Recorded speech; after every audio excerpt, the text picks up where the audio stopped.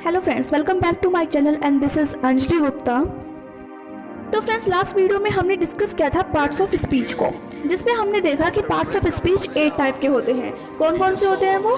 Noun, pronoun, verb, adverb, adjective, interjection, preposition and last one conjunction. जिसमें हमने अपने first topic यानी कि नाउन को काफ़ी अच्छे से डिस्कस किया है कि नाउन क्या होता है, उसकी टाइप्स क्या है और कुछ रूल्स को देखा था। आज के इस वीडियो में हम पार्ट्स ऑफ स्पीच के नेक्स्ट टॉपिक यानी कि प्रोनाउन को डिस्कस करने वाले हैं। प्रोनाउन भी नाउन की तरह ही spotting errors, fill in the blanks, इन सभी में हमें हेल्प करेगा। यानी कि अगर हमारी अच्छी कमांड होगी प्रोनाउन के ऊपर तभी तो हम सोल्व कर पाएंगे। जैसे हमारे पास कुछ एग्जाम्स होते हैं, कॉम्पिटिटिव एग्जाम्स, जैसे एसएससी हुआ, बैंक हुआ, यूपीएससी हुआ, इन सभी नाउन प्रोनाउन यानी कि पार्ट्स ऑफ स्पीच का काफ़ी अच्छा रोल है। तो यानी कि इन सभी पर हमें अच्छी कमांड बनानी है। तो आइए अपनी वीडियो को स्टार्ट करते हैं। Let's start.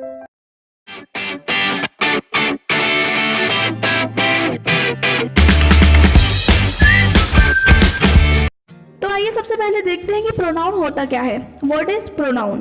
तो एक डेफिनेशन के साथ चलते हैं।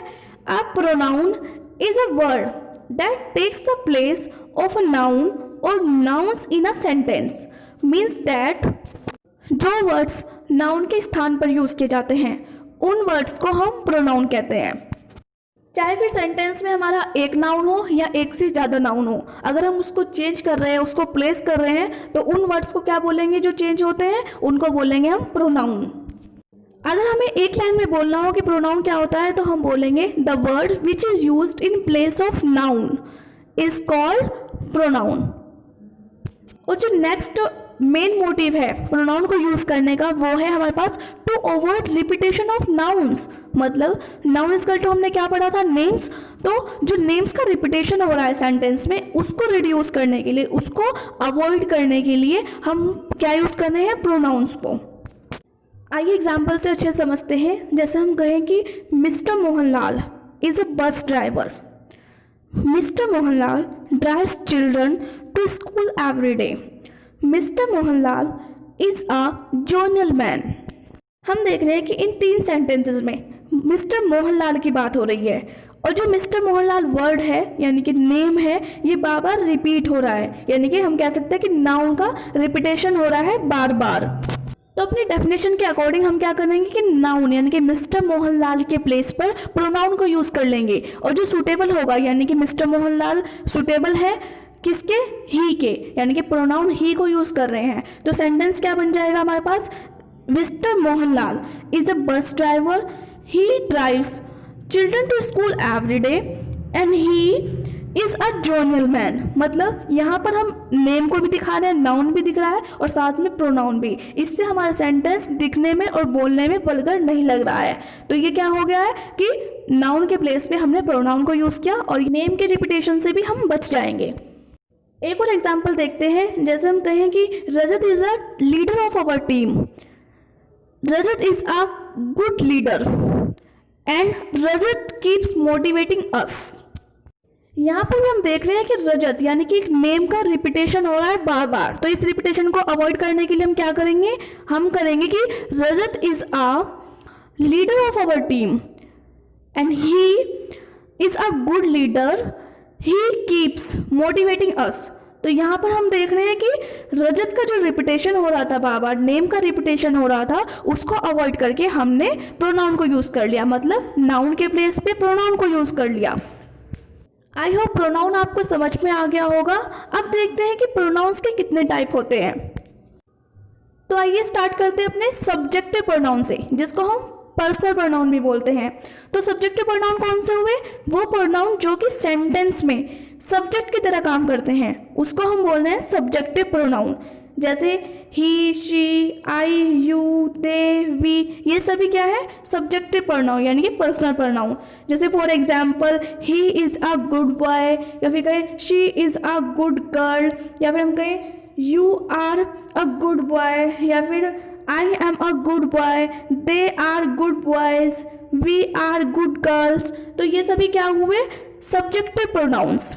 मतलब जिसमें सब्जेक्ट की बात हो रही है, जिसमें प्रोनाउन को हम एज अ सब्जेक्ट यूज कर रहे हैं किसी भी सेंटेंस में। जैसे यहाँ पे ही हम देख रहे हैं तो ही क्या है, सब्जेक्ट है। शी क्या है, सब्जेक्ट है। आई, यू, दे, वी, ये सभी एक सब्जेक्ट की तरह हम सेंटेंस में यूज करेंगे। ये कभी भी ऑब्जेक्ट नहीं हो सकते या बीच में नहीं आ सकते, हमेशा स्टार्टिंग पार्ट में आएंगे, यानी कि सेंटेंस में हमेशा सब्जेक्ट रहेंगे। नेक्स्ट टाइप देखते हैं। नेक्स्ट हमारे पास ऑब्जेक्टिव प्रोनाउन, मतलब वो प्रोनाउन जो कि सेंटेंस में एज अ ऑब्जेक्ट काम करते हैं, उन प्रोनाउन को हम बोल रहे हैं ऑब्जेक्टिव प्रोनाउन। जैसे him, her, me, you, them, us, ये सभी क्या हुए, ऑब्जेक्टिव प्रोनाउन। फॉर एग्जाम्पल हम कहें कि राम आपके साथ है तो कैसे कहेंगे कि राम इज़ विद यू, या फिर हम कहें कि राम उसके साथ है तो क्या कहेंगे, राम इज़ विद हिम। या फिर हम कहें कि राम मेरे साथ था तो क्या होगा, राम वॉज विद मी। यानी कि जो लास्ट के हैं मी, हिम, यू, ये सभी क्या हुए, ऑब्जेक्टिव प्रोनाउन। हमें नोट करके रखना है कि ऑब्जेक्टिव प्रोनाउन सेंटेंस के लास्ट में जो यूज होते हैं, यानी कि जो एज अ ऑब्जेक्ट होते हैं, उनको हम ऑब्जेक्टिव प्रोनाउन बोल रहे हैं। नेक्स्ट हम बात करते हैं पजेसिव प्रोनाउन की, यानी कि पजेसिव प्रोनाउन से हमें पता लग रहा है कि हक, अधिकार की बात हो रही है। इसकी डेफिनेशन देखते हैं कि a possessive pronouns tells us who owns a particular thing. तब यह वस्तु किसकी है, इसमें जो किसकी है इसका जो आंसर निकल के आएगा, यानी कि किसकी है ये उसका हक निकल के आ रहा है, एक अधिकार निकल के आ रहा है। तो उस हक को बताने के लिए कि ये हक किसका है, ये वस्तु या पर्टिकुलर थिंग किसकी है, ये बताने के लिए जिस प्रोनाउन का यूज हो रहा है उसको हम बोल रहे हैं पजेसिव प्रोनाउन। जैसे ये मेरा है, ये तुम्हारा है, ये मेरी किताब है, ये उनकी फुटबॉल है, इन सभी का जो संदर्भ निकल के आ रहा है, यानी कि जो हक निकल के आ रहा है, यानी कि किसी ना किसी चीज पे हमारा अधिकार है, तो हम वहां पे यूज कर रहे हैं पजेसिव प्रोनाउन। ये भी दो कैटेगरी में डिवाइडेड है, मतलब जैसे हम कहेंगे ये उसकी किताब है तो हम क्या बोलेंगे, दिस इज हिज बुक। और इसी सेंटेंस को अगर हम ये बोलेंगे ये किताब उसकी है तो क्या बोलेंगे, दिस बुक इज हिज। मतलब जब जिस वस्तु पर हमारा अधिकार है, जैसे यहाँ पे किताब पर है, तो किताब हमारे पास प्रोनाउन उसकी के साथ लग कर आ रहा है, तो यहाँ पे हम किताब को पहले लिखेंगे, यानी कि दिस बुक इज हिज। लेकिन दूसरे सेंटेंस में ये उसकी किताब है तो इसमें किताब पहले नहीं आ रहा है, यानी कि प्रोनाउन के साथ लगकर नहीं आ रहा है, तो यहाँ पे हम क्या बोल रहे हैं, दिस इज हिज बुक। जैसे यहाँ पे हिज का हिज रहेगा। अब नेक्स्ट एक और एग्जांपल देखते हैं। जैसे हम कहें कि ये फुटबॉल मेरी है तो यहाँ पे हक किस पर है, मेरा फुटबॉल पर, तो क्या आएगा कि दिस फुटबॉल इज माइन। लेकिन अगर मैं यहाँ पे कहूँ कि ये मेरी फुटबॉल है तो क्या होगा कि दिस इज माई फुटबॉल। यहाँ पे हम देख रहे हैं कि माइन और माई में चेंजेस हो रहे हैं। और ऐसे ही हम हर का हर्स हो जाएगा, योवर का योवर्स हो जाएगा। तो फ्रेंड्स ये थे पजेसिव प्रोनाउन, यानी कि हक वाले प्रोनाउन, अधिकार वाले प्रोनाउन। अब हम देखते हैं नेक्स्ट रिफ्लेक्सिव और इंटेंसिव प्रोनाउन। आइए पहले डेफिनेशन देखते हैं। पहले हम देखते हैं रिफ्लेक्सिव की।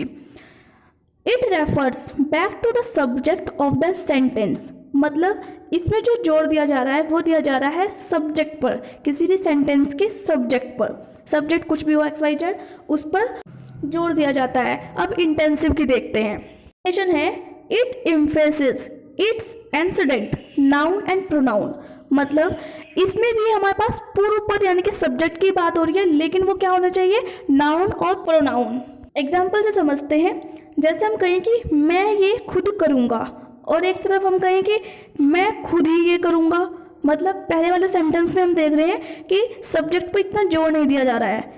यह है कि अगर काम हो गया मैं कर लूँगा तो ठीक है, अदरवाइज नहीं। तो ये क्या हुआ, रिफ्लेक्सिव सेंटेंस।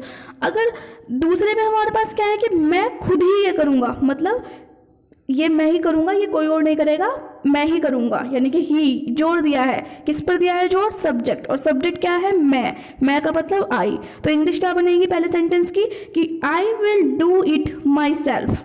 यहाँ पे जो माई सेल्फ देख रहे हैं यही रिफ्लेक्सिव प्रोनाउन है। दूसरे में देखते हैं कि I myself will do it, मतलब यहाँ पे हम सब्जेक्ट पे ज़्यादा जोर दे रहे थे, खुद ही, तो यहाँ पे माई सेल्फ जो है प्रेशराइज हुआ है सब्जेक्ट, तो ये सब्जेक्ट के साथ आया है, तो ये क्या हुआ, इंटेंसिव। तो इससे हम क्या देख रहे हैं कि जो रिफ्लेक्सिव है उस पे हम सब्जेक्ट की बात तो कर रहे हैं कि सब्जेक्ट ये करेगा, लेकिन उसमें हम ज़्यादा जोर नहीं दे रहे हैं, मतलब वो काम सब्जेक्ट भी कर सकता है और अदर कोई भी कर सकता है। लेकिन जब हम बात कर रहे हैं इंटेंसिव की, तो हम यहाँ पे फोर्सली बोल रहे हैं, मतलब वो कह रहे हैं कि सब्जेक्ट ही करेगा ये काम और कोई ये काम नहीं करेगा। ओके, तो ये क्या चीज़ हुई, इंटेंसिव प्रोनाउन। फॉर एग्जाम्पल देखते हैं, जैसे हम कहें कि राम खुद जाएगा, दूसरी तरफ हम कहें राम खुद ही जाएगा। मतलब पहले वाले में तो हम कह रहे हैं कि ठीक है राम चला जाएगा, खुद चला जाएगा, लेकिन दूसरे वाले में हम फोर्सली कह रहे हैं कि राम खुद ही जाएगा। मतलब पहले की इंग्लिश क्या बनी, राम विल गो हिमसेल्फ, लेकिन दूसरे में क्या बनेगी, राम हिमसेल्फ विल गो। मतलब यहाँ पे हम प्रेशराइज कर रहे हैं, तो ये इंटेंसिव प्रोनाउन हुआ। तो हम देख रहे हैं कि himself, herself, my self, your self, them self, our self, your self, ये सभी किस में आ रहे हैं, रिफ्लेक्सिव और इंटेंसिव प्रोनाउन में।